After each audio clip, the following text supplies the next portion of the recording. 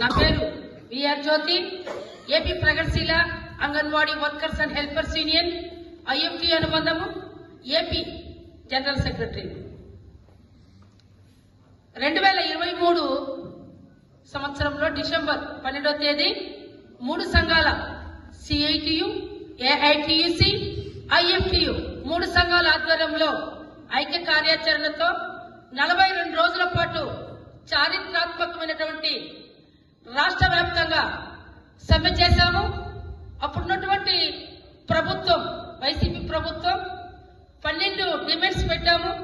12 demands లో అప్పుడు ఉన్నటువంటి ప్రభుత్వం చాలా అంగన్వాడీ వర్కర్ల పైన దయ లేకుండా అంగన్వాడీ కేంద్రాలు మూసివేసి బీగాలు వేసేసి ఎస్మా ప్రయోగించి చాలా బెదిరింపులకు పాల్పడింది.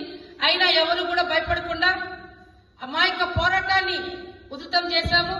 ఐఎఫ్టీ నాయకత్వం అప్పట్లో ఆ 42 రోజుల సమ్మె సందర్భంగా మాకు చాలా సహకరించింది.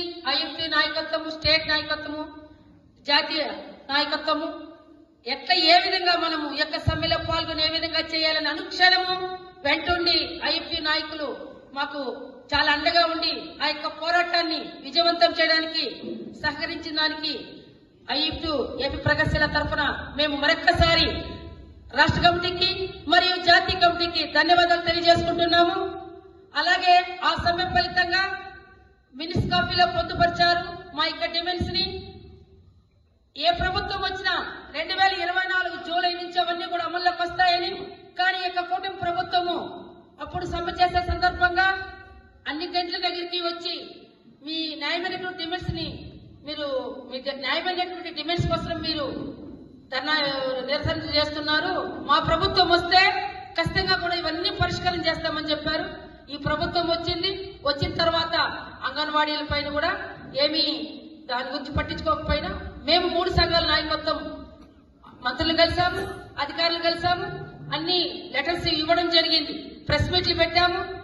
అన్ని చేసిన తర్వాత మనకు ఇప్పుడు ఈ మధ్య కాలంలో మినీ అంగన్వాడీ మొత్తము రాష్ట్ర వ్యాప్తంగా ఉన్నటువంటి మినీ అంగన్వాడీ వర్కర్లు వాళ్ళు హెల్పర్లు లేకుండా వర్కర్ పని హెల్పర్ పని 2 పనులు వాళ్ళే చేస్తున్నారు.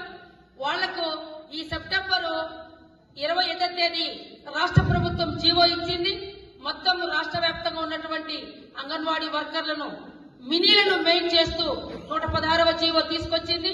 అందులో 6,486 మంది మొత్తం అంగన్వాడీ మినీలను మెయిన్ చేస్తూ మిగిలినటువంటి 1,810 మినీ అంగన్వాడీ వర్కర్లను వాళ్ళకి ఎడ్యుకేషన్ 10th పాస్ కాలేదని స్టాప్ చేశారు.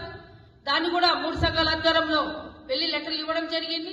అలాగే మొబైల్స్ ఇచ్చినటువంటి రాష్ట్ర ప్రభుత్వం ఇచ్చినటువంటి మొబైల్స్ అవి నెట్వర్క్ రాకుండా అవి పని చేయకుండా అవి 2G మొబైల్స్ ఇచ్చారు. అవి 5Gతో ఉంటేనే పనిచేస్తాయి. దానికి సంబంధించి 3 సంఘాల ఆధ్వర్యంలో అధికారుల్ని మంత్రుల్ని కలిసి ఇవ్వడం జరిగింది.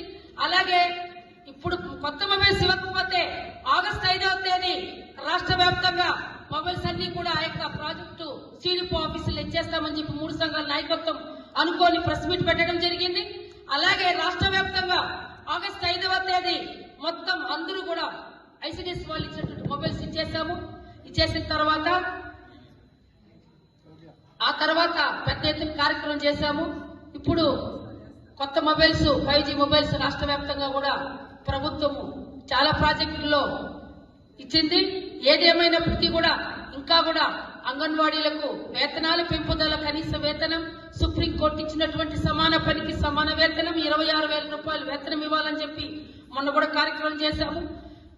అలాగే ఇంకా కూడా ఈ యొక్క కార్యక్రమాలు ముందుకు తీసుకువెళ్లాలని రాష్ట్ర వ్యాప్తంగా ఉన్నటువంటి, అలాగే ఇప్పుడు ఇంతసేపు చెప్పారు మీ పంజాబ్ శకుంతల గారు ఆశా కార్యకర్తలకు సంబంధించి కూడా అలాంటి ఆశా కార్యకర్తలు మిడ్ డే మీల్స్ అంగన్వాడీ ఒక జాతీయ స్థాయిలో ఒక సదస్సును నిర్వహించి ఆ సదస్సులో ఎక్కడెక్కడ ఏ రాష్ట్రాల్లో ఎంతెంత వేతనాలు ఇస్తున్నారు, వాళ్ళ యొక్క డిమాండ్స్ ఏమి పరిష్కరించుకున్నారు, ఏమి పరిష్కరించుకోలేదని కూడా ఒక సదస్సు పెట్టి అందులో చర్చిస్తే ఇంకా కూడా ఈ యొక్క ఐఎఫ్టీ బాగా ప్రచారం అంగన్వాడీ ఇంకా ఉన్నటువంటి రాష్ట్రంలో ఉన్నటువంటి వాళ్ళు కూడా దేశం ఈ అవకాశం ఇచ్చినటువంటి జాతీయ కమిటీకి నా యొక్క ధన్యవాదాలు తెలుపుకుంటున్నాను.